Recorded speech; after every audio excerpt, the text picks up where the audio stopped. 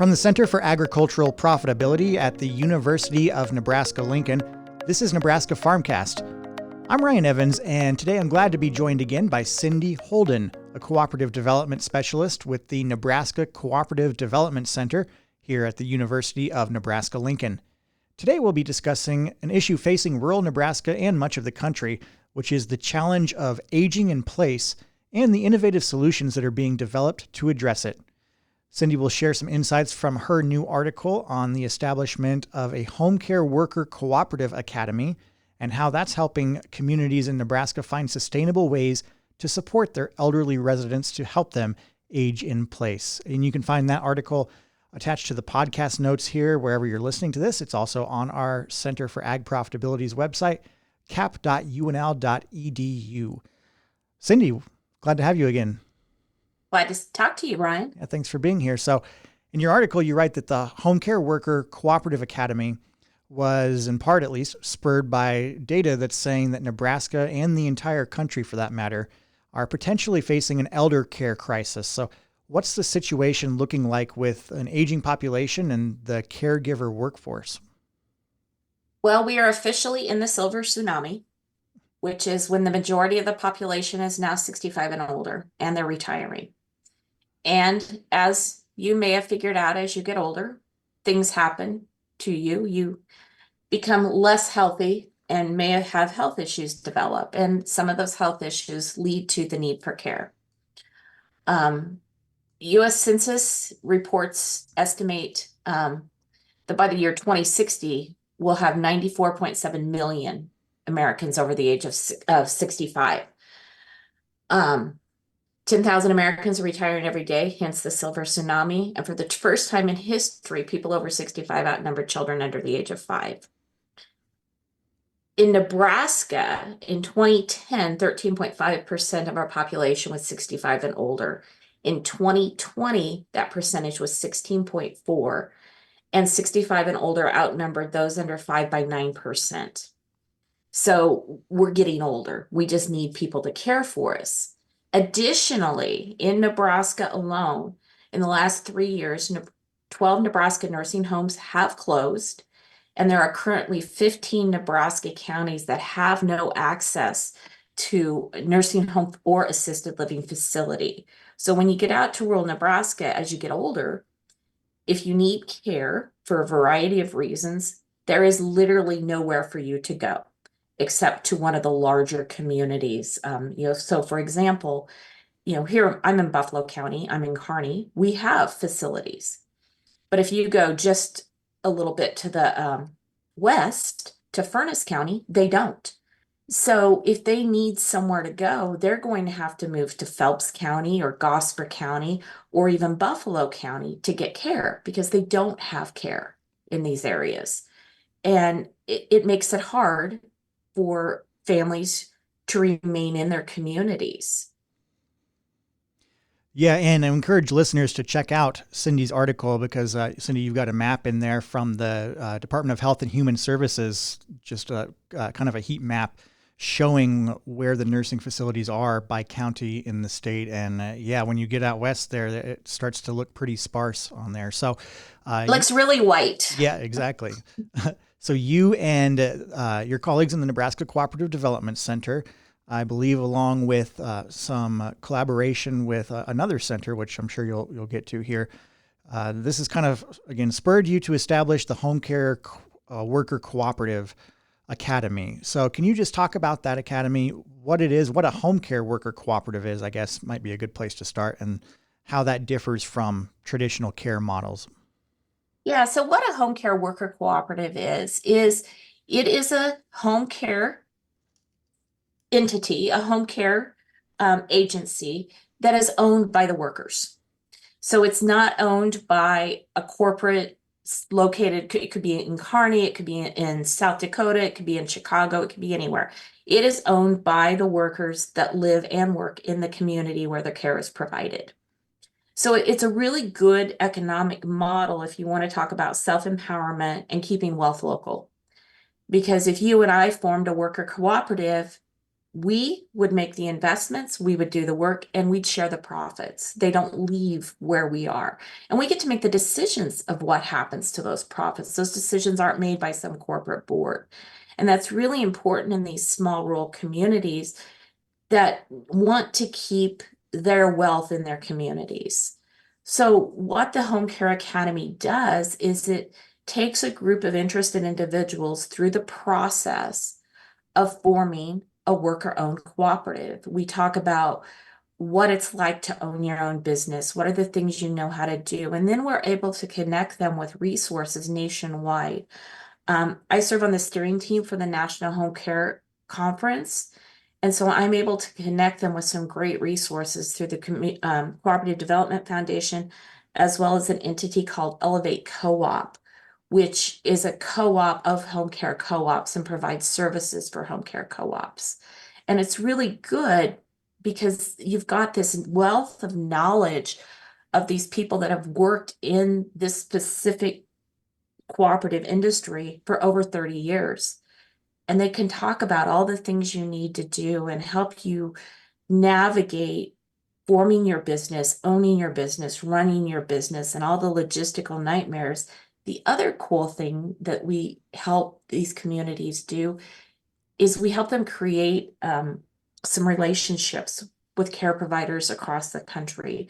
It's kind of like a support group, for lack of a better word, people that you can talk to and find out how much you have in common with others.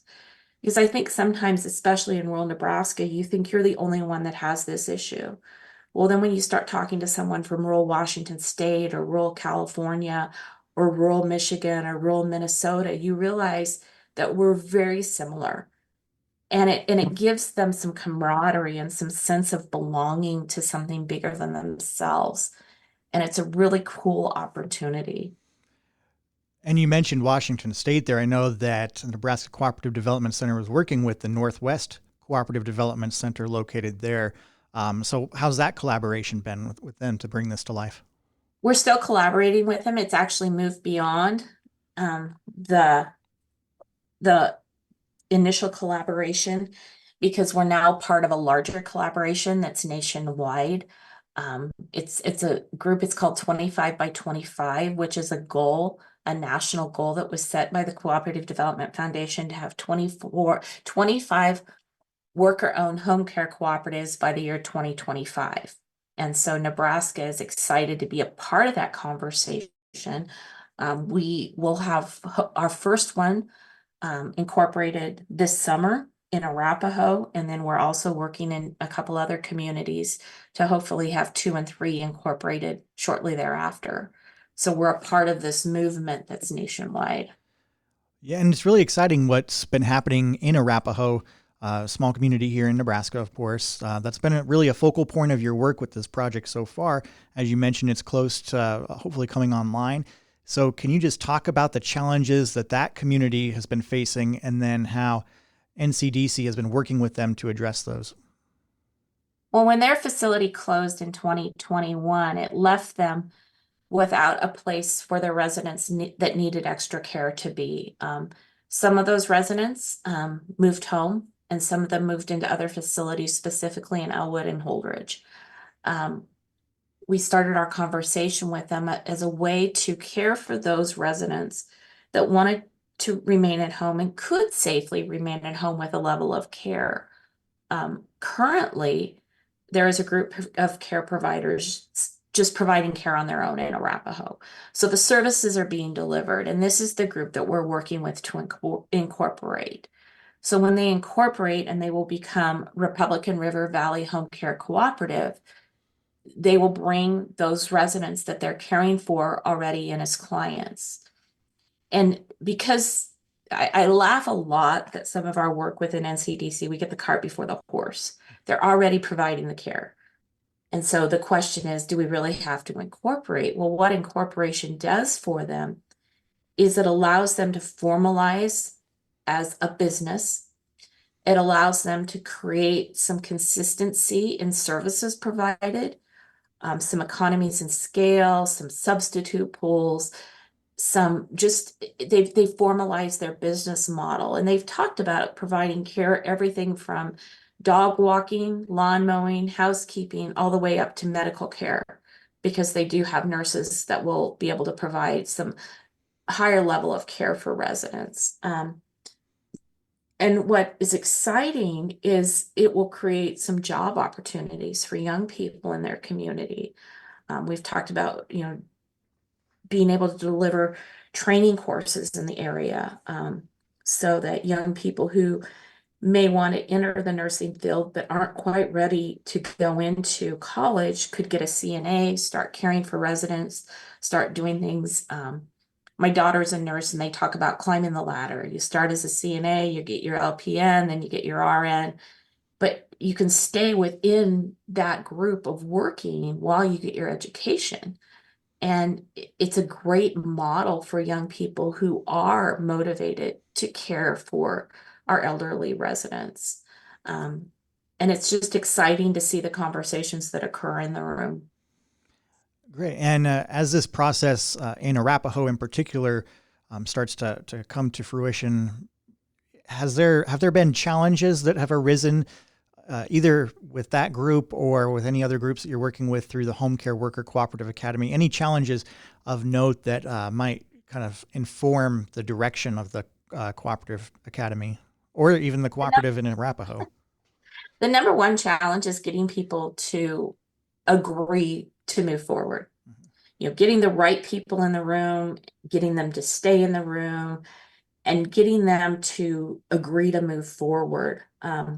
Arapahoe struggled with that conversation. We were very fortunate. We were able, through the Cooperative Development Foundation, to have one of their steering team members attend the National Home Care Conference in March. And once she attended the conference, I think she drank the Kool-Aid, so to speak. She realized why this works, why coming together formally makes it a stronger group than just we all work together and have coffee once in a while. There's a synergy that occurs and a validation for your work once you become a business and you're formally incorporated. And she's developed some great relationships. She talks about having constant emails and phone calls. She's even visited one in Denver that she met at the conference. So like I said, it creates this support system. It also connected her with some national resources. One of those resources is people who can provide startup financing, feasibility studies. Elevate Co-op has what they call the Home Care Co-op Launch Box, which is just a bunch of documents of everything from hiring practices, care manuals, just everything you would need to start a business. So here it is, use it, adapt it for you. So they're not starting from scratch. And like I said, these are tried and true models. And then she could bring that back to her group and say, okay, this is why it works. This is why we want to do that. NCDC can preach a model all we want, but we get paid to do it in a way.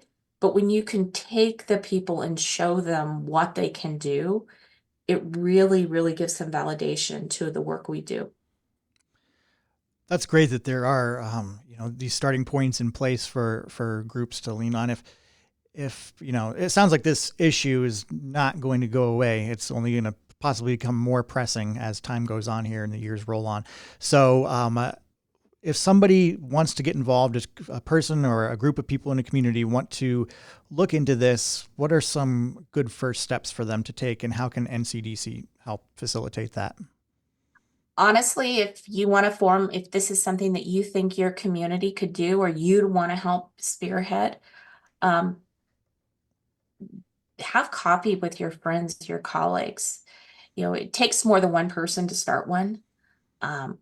You could call me right away, but I'm going to tell you, you need a group to do this. It's not one person can't do this.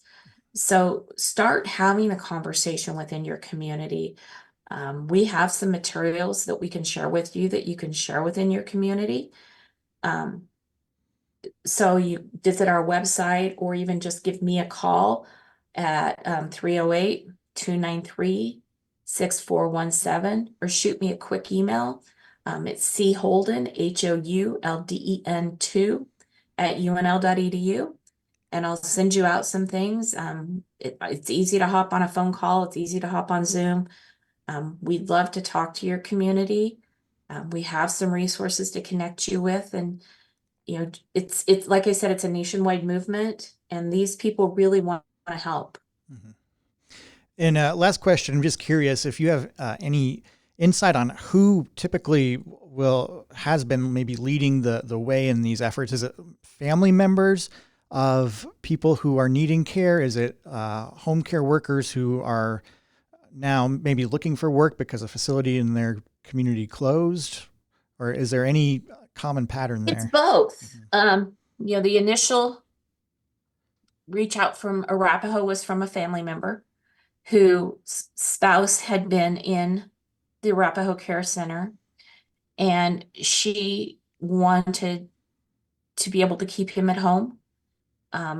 But she also knew there were other residents that she had the ability to bring him at home, but not everyone did. And she wanted to see if she could solve that for her community so that more members could stay there. But most recently, we've been getting calls from caregivers in their community that see a need and see their facilities closing, specifically out in the Panhandle. And they want us to keep working, but they don't want to move. They don't want to leave their community, and they don't want to commute. And there is this, we could do this ourselves rather than depend upon a corporate. The most recent closing in Nebraska was in Red Cloud, and it was, we just can't find enough employees. Fortunately, the hospital was able to purchase the facility and staff it. But those few employees that worked there, where were they going to go for a job? They could have driven to Hastings. But how do we solve some of these problems, some of these issues? Yeah, well, this is such an interesting and I think a great project. We'd love to keep tabs on. It's helping rural Nebraska, keep on keeping on, and the people who live there continue to stay there. And, obviously that trickles down to the economy and so many other benefits. So Cindy Houlden, again, a Cooperative Development Specialist with the Nebraska Cooperative Development Center, has been my guest on this episode of Nebraska Farmcast. You can find out more about the Nebraska Cooperative Development Center and their work on their website at ncdc.unl.edu. And we'll have Cindy's new article on this topic posted there, as well as on our Center for Ag Profitability site, cap.unl.edu. Thanks a lot, Cindy. I appreciate your time. Thanks, Ryan. Have a great day. You too.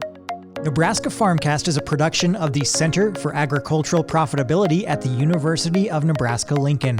For the latest research-based information and education resources to manage your farm or ranch operation, visit our website at cap.unl.edu.